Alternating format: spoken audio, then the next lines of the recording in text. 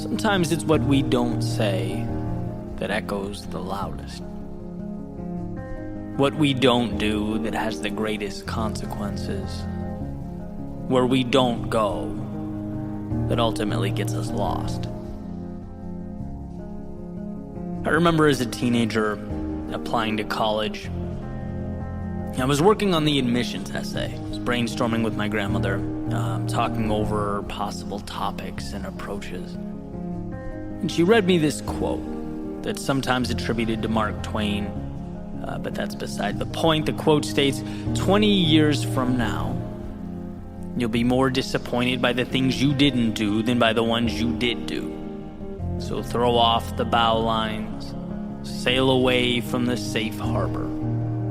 Catch the trade winds in your sails, explore, dream, discover. And I thought this was the perfect bridge to the next chapter in my life. The latest horizon, the newest adventure. I thought it was incredible, and it was. It was exactly what I needed, and so on to that next adventure I went. But here's the thing. As life unfolded, this equation somehow transformed from exploration and dreaming and discovery into the question, well, what am I supposed to do?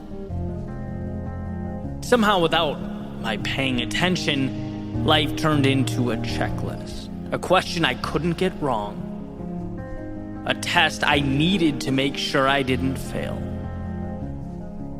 It's amazing how quickly we forget the infinite breadth of life because we're focusing on the dotted line before us, the one we're supposed to walk. Sometimes we're so fixated on what the expectation is that we don't ask ourselves where these expectations are coming from. Who is so significant and wise that they know what's best for you to a greater extent than you do? See how that's an important question, and also one you can lose in your periphery as you follow that dotted line before you. When you have a destination in mind, hopes, dreams, ambitions, well, that's an adventure. When someone else has a destination in mind for you, whether this authority is imaginary or not, that's obedience. And sometimes the greatest disservice we can do to ourselves is to not stop and think, to not stop and ask ourselves where we're going and why. Do you remember when you were a child and you got into trouble, right? Sometimes you'd get sent to your room. And for me, this was agony. When it was punishment, I wanted to be anywhere but confined within those walls. I hated being sent to my room. And then finally, the door would open. My parents would say, Eddie, you can come out now. I'd go outside, play basketball for a little bit, and then oftentimes I'd find myself right back in my room. Happy, playing with my toys, whatever I was doing, not a care in the world. And it's like, what changed? Nothing but the context. Same me, same room, same toys, same whatever I was doing. It was, however, no longer a punishment. And I think this realization is worth exploring.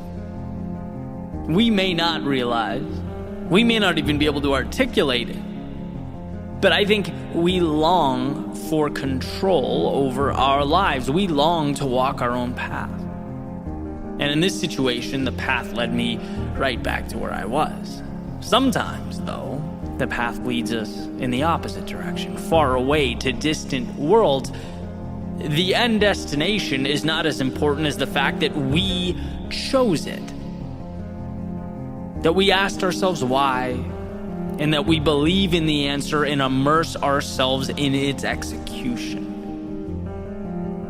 So when Mark Twain talks about the things that we don't do holding more weight in our hearts, it's because those things we tend to skip over are often the very things that breathe life into our souls. We'll go to school to get good grades, to get a 9-to-5, to get a promotion, to get a mortgage on a home. But the audacity to open that photography studio. The nerve to think you could rent a van and travel the country. The delusion to think you could start that routine that will get you in the physical shape you've always dreamed of. See, we're lucky and fortunate to have the things that we have. The quality of life we lead now far exceeds those that came before us. Life is convenient, incredibly convenient. But what is convenience if it comes at the expense of purpose, of meaning in life? Because that's what steers the ship. A crisis of meaning ultimately mitigates everything else. There is no exploration without meaning. And without exploration, tomorrow becomes a repetition of today, not an evolution of today. And what's incredible, truly incredible, is that our purpose can be rediscovered, our paths redefined. How? By having a long conversation with, you guessed it, yourself. By putting the phone in another room, by disconnecting the Wi-Fi and spending time with you. Something along the lines of, dear self, what matters to me in this world? Where am I going right now? Is where I'm going right now aligned with what matters to me in this world? And sometimes the answer is yes, sometimes no. Great, but what we have now is a foundation to work off of. An awareness that should be celebrated, that you created. It's so easy to walk through life and never have that conversation. It's so easy to sleepwalk to the tune of someone else's song, the beat of other people's drums. But when you open your eyes, you see the correlation between your thoughts and your actions and your reality. You realize that when you wake up, that tendency to ask yourself what you have to do today, to reflect on your problems, those questions you assumed were normal, that you never gave much thought to. Well, now you'll see you can dismantle that notion. Now you'll see that if you can ask yourself what you have to do, you can just as easily ask yourself what you want to do, what you get to do, what life is inviting you to do.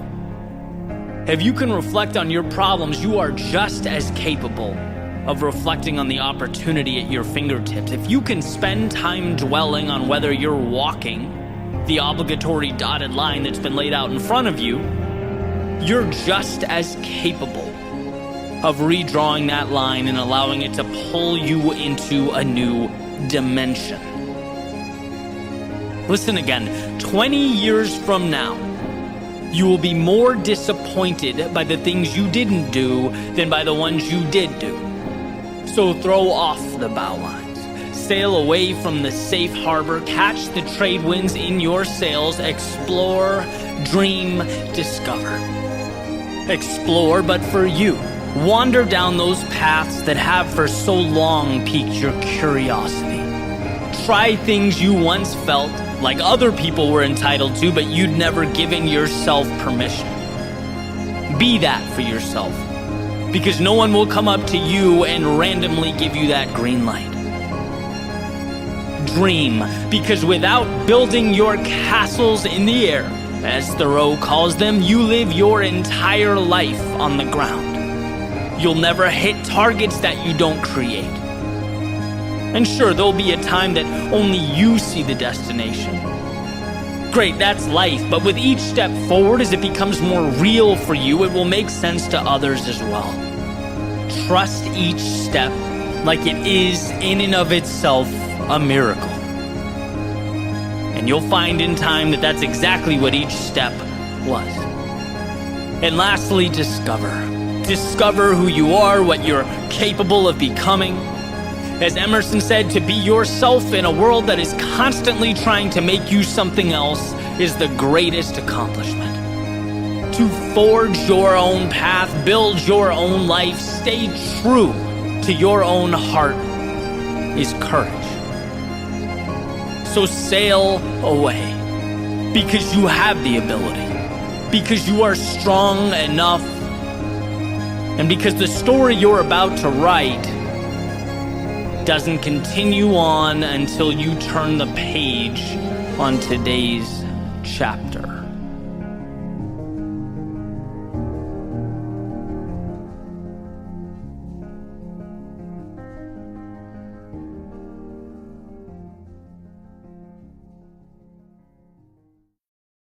This is an especially terrible time to be a refugee. War, violence, and persecution haven't just destroyed homes and communities. They've left countless hungry, exposed children to unimaginable horrors, made families wonder if they'll ever feel safe again.